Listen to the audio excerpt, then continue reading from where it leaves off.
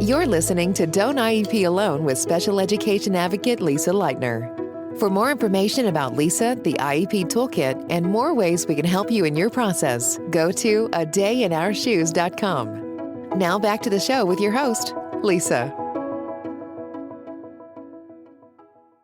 I'm Lisa Lightner, and I'm back with part 2 of my interview with Kelley Coleman, although she's not with me here right now.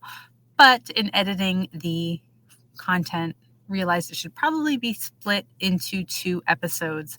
I also want to just remind everyone, if you listen to episode 1 and as you're listening to episode 2, that she is in California and some of the things that she references are California specific. So I tried to point them out as we were talking, but if you have any questions, you can always visit my site, adayinourshoes.com. I do have a spreadsheet with it's a giant spreadsheet of laws for all 50 states, so you can check the specifics in your state. So anyway, here's part 2 of my interview with Kelley Coleman, and enjoy. Yeah, and I always say, and go with your gut. If something doesn't sound right, and always double check those timelines and whatever facts you get from the school. Mm-hmm. Again, like you said, it's not this nefarious villain, but a lot of special ed in the schools, there's a huge disconnect between what is taught in college and what happens in real life with IEPs. Any teacher will tell you that. You know, they spend a course or 2, very brief, even on IEP development, and it's nothing like what really happens in IEP meetings. And it just becomes this kind of game of whisper down the alley where you start student teaching somewhere, and then you start teaching somewhere, and like either your mentor teacher or your principal or whatever tells you like this arbitrary thing, and you think it's fact, when meanwhile it's just like kind of like what the school does. So this, they might say, well, and then in 10 days we do this, or and then in 5 days we do, whatever it is, like, and it's not, that's just what that school does. It's not IDEA. So make sure that you double check, familiarize yourself with good websites, good books, and, your parent training center, at the very least, most of them have an 800 number hotline. There's not someone there sitting by the phone waiting to answer your IEP question. But usually it's a voicemail based thing where you call in, you get a voicemail, you leave your message, and they call you back when they have time. Yes. But, again, they don't know what they don't know, but there are resources out there to help. There absolutely are. And in some states, your social service agency could possibly have advocates, IEP advocates, or lawyers that are available to you if your child is a client of that agency. Not in all states, so don't get too excited yet. But in some states, that is a possibility. It is a real thing that not everyone can write a check for an advocate or a lawyer. And that stinks because that gives rich people's kids the advantage, and none of us should be okay with that. But there absolutely are resources available, and you can figure this out for your child. You can involve your child to the maximum extent that they are able or interested in doing so.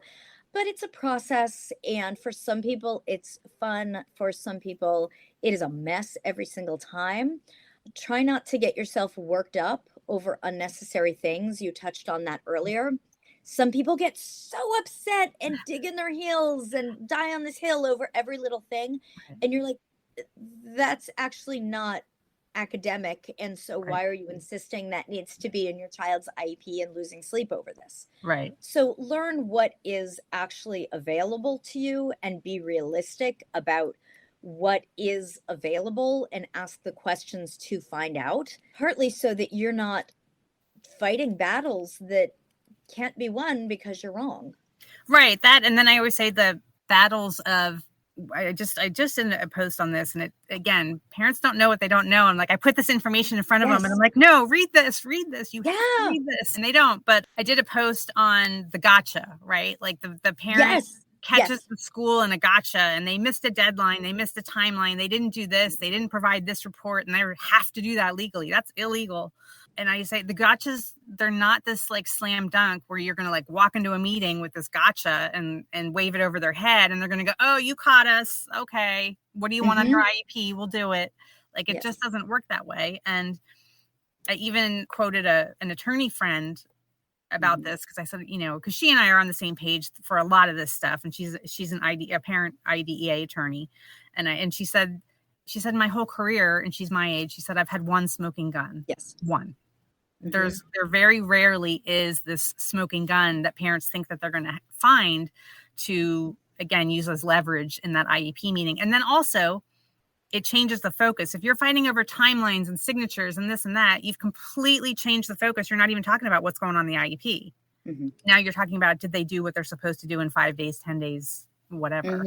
And no one's talking about the IEP. Yes. And your gotcha episode of your podcast is so worth people going back and listening to, because it is that reminder. Okay, if this lawyer has had one family, and also part of why what you're putting out there is so important for families to hear in the way that you present it is that you are so upfront in putting all of this out there, in that, yes, this is going to be hard.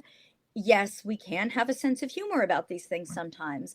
And also, parents, you need to be realistic about where you are and where your information fits in with this. And I think a lot of times parents are not realistic about this. Also, if you have something that you think is a gotcha, that might be something, and I can speak from my own experience, where I actually know that it is. However, the team in the room, because of how the system and the red tape is set up, is 100% powerless to say yes to X, Y, and Z that will address that, because the system in our district is set up that if X, Y, and Z is what is appropriate for this child's education, you must go to mediation in order to get that. The people in your room, in the IEP room, do not have the authority to authorize that, period. And there is also no shame and a lot of empowerment in saying things like, which I say very often, if the team were to agree, and I say this in the meetings, if the IEP team were to agree to X, Y, and Z, does this team or anyone in this room right now have the authority to say yes to and authorize and put that in the IEP? If the answer is no, we do not have the authority to do this, you need to ask, what are the specific steps to do this? If that is in fact something agreed upon, or that through mediation is appropriate for your child, what are the steps and who has the authority? If I try and fight these fights with my IEP team, it is 100% a waste of everyone's time. Yeah. And it's also, I want to point out for the nationwide listeners that she's talking about California, and she's talking about a very large school district. And there are certain things in the big city school districts like New York, like LA, that can do things that the rest of the country cannot do. And the rest of the country, we'd say, well, then there was no, if no decisions can be made, then an LEA wasn't present at the meeting, and therefore it wasn't an IEP meeting. I've learned the hard way, and this was one of the things that I was digging my heels in about, saying, no, you can't do that. Big cities are allowed to get away with things that other places can't. So anyway. So, all right. So tell us a little bit more about your book.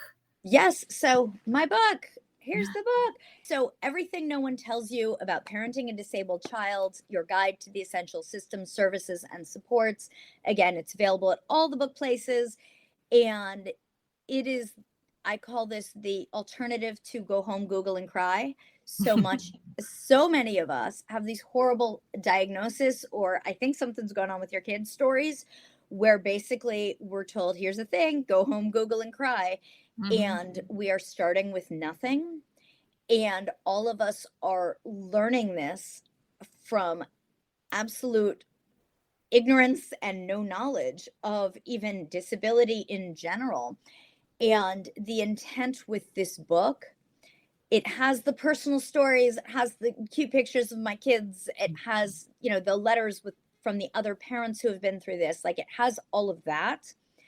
But for me, more than anything, it is the alternative to go home, Google, and cry, because here is foundational information, whether it's how to find and talk to a medical specialist, whether it is pursuing a diagnosis, finding therapies and figuring out what is right for your child, the super basics of IEP and what school looks like for your child, the financial planning, the future care plans, especially for kids like mine who will not be independent ever in their lifetime.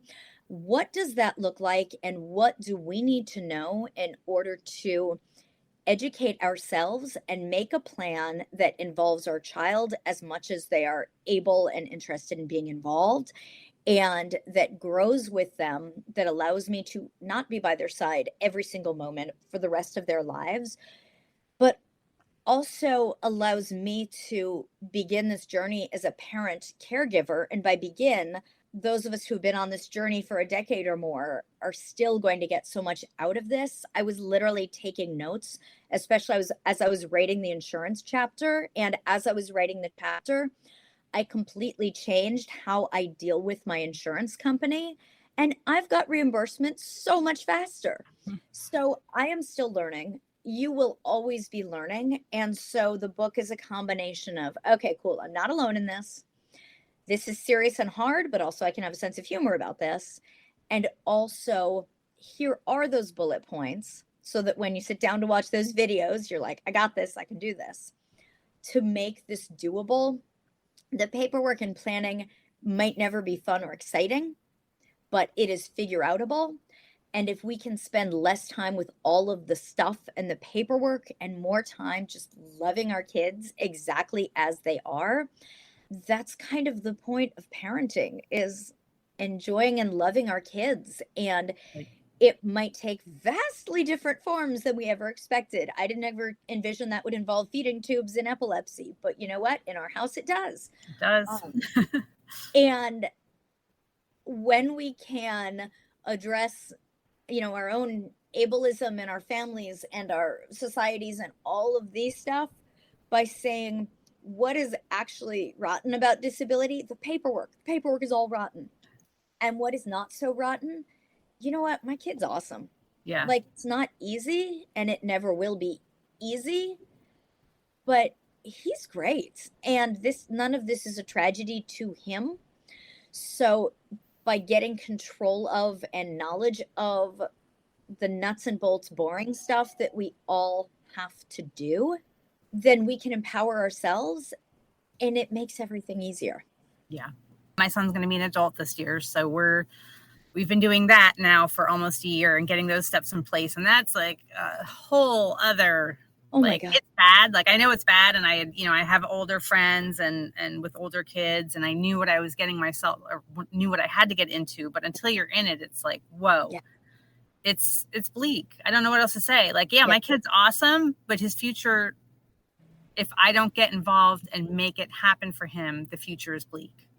Yes. And I've gone to webinars or conferences back when in-person conferences still a thing. I don't know. Sometimes. Since Kevin is a toddler, I've been going to conferences, and, and I'd hear him talk about this. And I remember distinctly one professional saying, no one sits down with the adult plan of, my adult autistic child is going to spend his adult years in my basement playing video games. Like, no one puts that down as a goal, but yet that's what's happening to about 85% of them.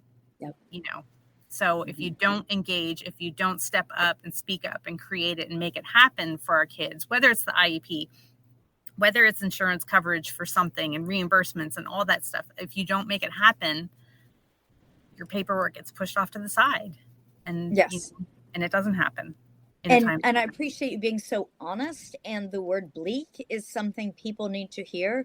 Your child and his future aren't bleak, but the options are, if the parents are not super involved. And I know some children becoming adults are able to be very involved. Some are not able to be involved at all because of their level of communication, the level of cognitive disability. There can be all kinds of factors.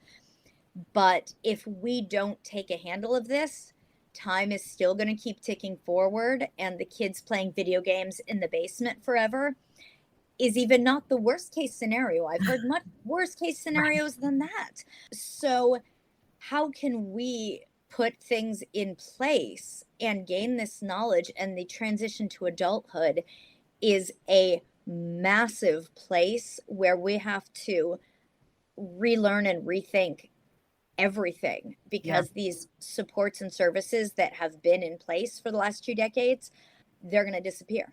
Right. And what people don't understand is for many of us, after 20, so Pennsylvania just changed, and now you can get an IEP through 22. It's being fought in the courts again, but as of right now, it's 22. So basically, we've spent 20 years, 2 decades in one system of entitlements.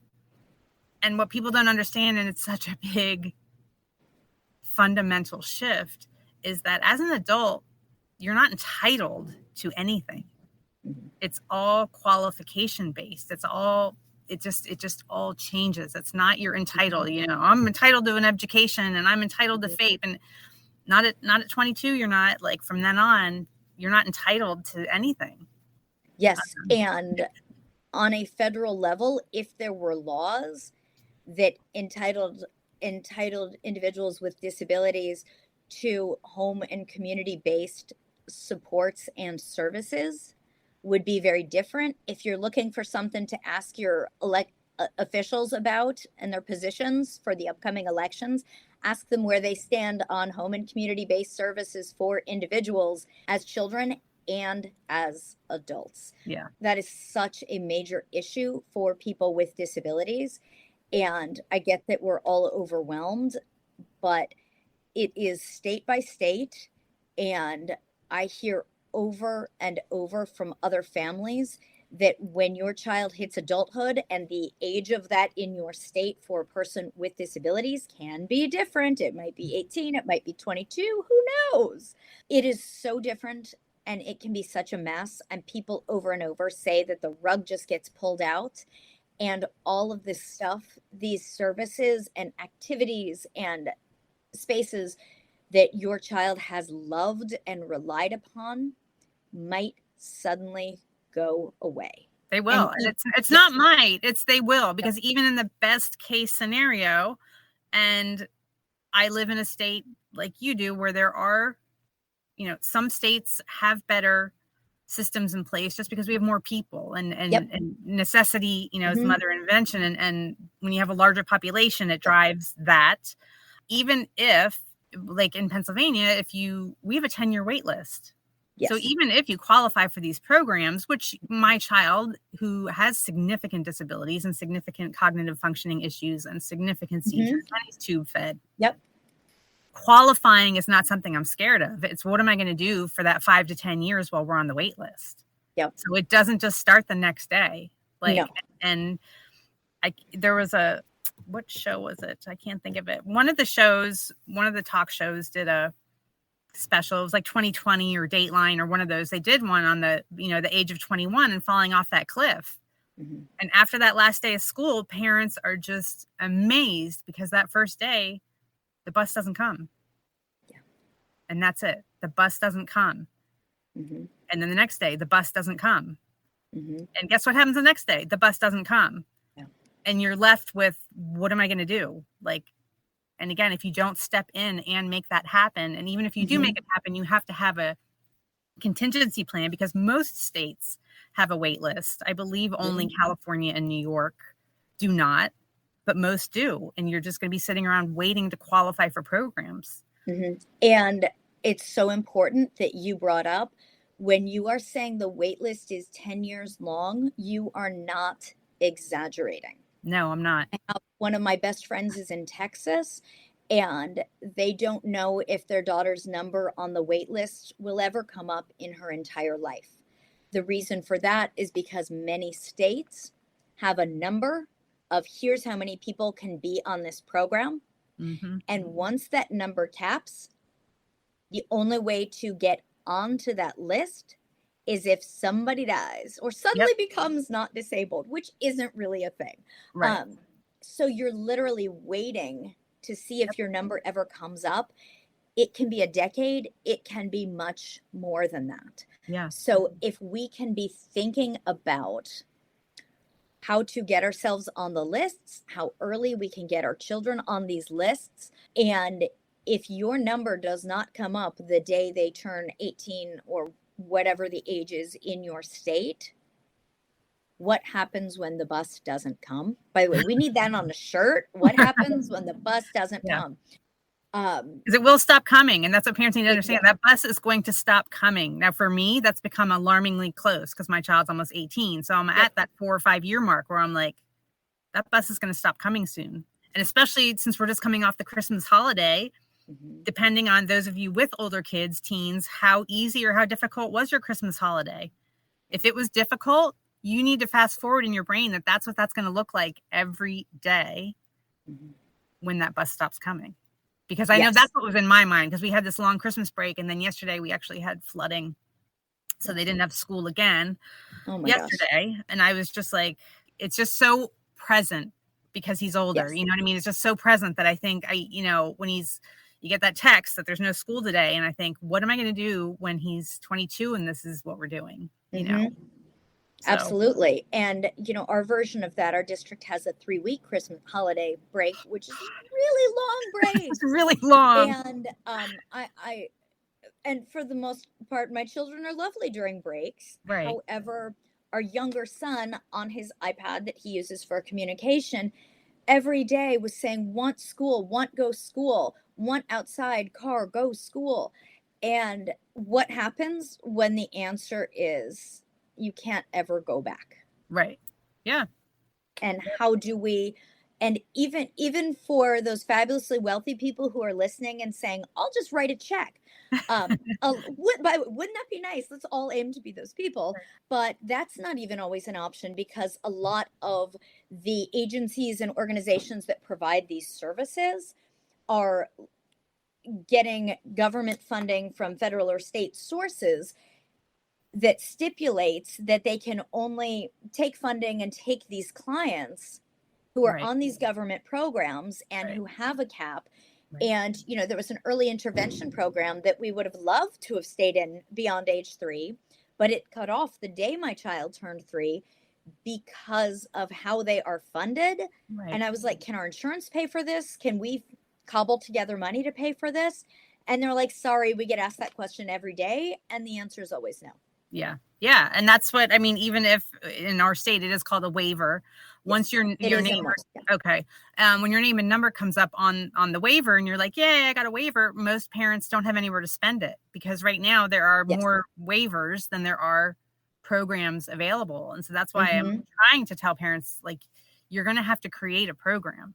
Like, and the thought of that, I get it. It's overwhelming, but you're going to have to do it, because people are getting these waivers and they're like, okay, great. Now where do I go? Well, there is nowhere to go.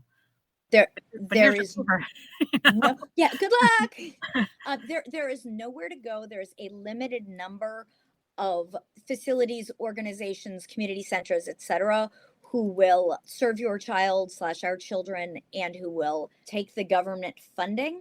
So you might need to start your own program that takes that government funding, which people absolutely do, and is a lot of work, but it might be necessary. Also, states like California, there are a number of other states that through their social service agencies, through ours are called regional centers, there's a program called self-determination. To learn more about things like that, there's a great organization in California called Disability Voices United, and it is run and operated primarily by individuals with disabilities. And it is a lot about self-determination. And that is basically a program that does not exist in all states. In California, it was parents and people with disabilities pushing for this to become a reality. And it is only a very recent reality in California. So if it's not in your state, perhaps push for it to be a thing. And that is a way of saying that I am able to use the funding available through the waiver to pay for services and supports that are deemed appropriate by our state programs. So, like, I'm not buying my kid a snowboard with this because that's not appropriate, but I can access organizations and services that are not vendored with my state already, provided that they fill out the paperwork and they get the fingerprinting, and like there is a process and they have to do the things. It is very legitimate. It is very above board. But because of exactly what you said, there are so many people for whom services, like they're on a wait list for the waiver, and then they're on a wait list for the services, for the residential facilities is a big one for all of these things. And looking at, is there a program in your state that allows you to choose the vendors as long as they're fully approved and all the red tape, of course. And that is, as a taxpayer, yes, of course, you should have to make it legit. But is that available in your state? And if not, again, a group like Disability Voices United, who really pushed for that to be a thing in this particular state, is that something you need and want to push for in your state? And how can you talk to other individuals who have already done this? Just like with IEPs, how can you talk to individuals who have already done this in order to make it a reality? The governments and the schools aren't necessarily going to give you the information that is the most accurate and the most usable for you and for your family and your child. So talk to other people, fact check when you need to, and build a plan that is sustainable for you and your child, so that the bus keeps coming. And then when it doesn't, then there's a plan in place. And yes, it's hard, but it's doable. Yep. Okay. All right. So let's end on a happy note. Talked about a lot of alarming stuff. It's not alarming to me because I know it exists, but some people are like, oh, I didn't know that, or I hadn't thought of that. Hey, the two main things that we tried to tell people today is that the information is out there. The support is out there if you need it. You want to hold up your book again? Show us. So, and it's out March 12th. March 12th? March 12th, and available for pre-order now. Okay. And the links will be in the show notes. If you're listening, we will have the links and all of her information everywhere. Of course, you can always find my IEP support on adayinourshoes.com. The help is out there, and you're not alone, right? 15% of all kids have an IEP on average. So really 15% of the American student population has an identified learning disability of some kind. So, all right. Thank you so much for being here. Thank you. And thank you for all that you contribute to our community. You have actually made a difference in my child's IEP. So thank you. That this is very meaningful. Oh, well, thank you. Thank you very much. Thank you for listening to Don't IEP Alone with Special Education Advocate Lisa Lightner. We're so glad you've joined us and would love to connect with you outside of the show. For more information about Lisa, the IEP Toolkit, and more ways we can help you in your process, go to adayinourshoes.com. From self-care tips to common IEP mistakes, there's even more to explore. Don't forget to rate and review the podcast and subscribe to never miss an episode. Until next time, don't IEP alone, and you don't have to.